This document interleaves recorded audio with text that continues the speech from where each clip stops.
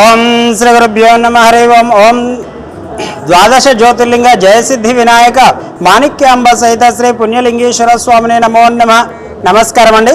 యాదాద్రిలోని చౌటుపల్ మండలంలో ఉన్నటువంటి అమ్మానాన్న అనాథుల పుణ్యక్షేత్రమునందు మతిస్థిమితం లేని 600 మంది అనాథుల మధ్యన ఈ రోజునగా స్వస్తిశ్రీ పరాభావనామ సంవత్సరము జ్యేష్ఠ మాసము శుక్లపక్షము 16/6/2026 సంవత్సరమున యుఎస్ఏ అమెరికా వాస్తవ్యులు పసుపునేటి గోత్రోవాసీలు పుప్పల మౌనిక ఆదిత్య పుప్పల గార్ల కుమారుడు చిరంజీవి ఆర్యాశ్వీర్ జన్మదిన సందర్భంగా happy birthday to you, happy birthday to you, happy birthday to you.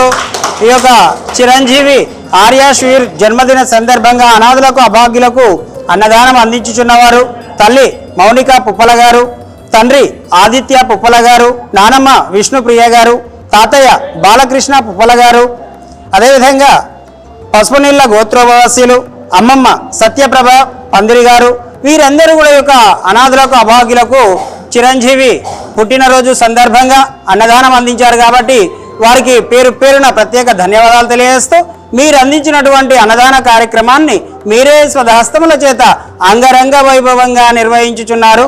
Annadata Sukhibhava, Annadata Sukhibhava, Annadata Sukhibhava.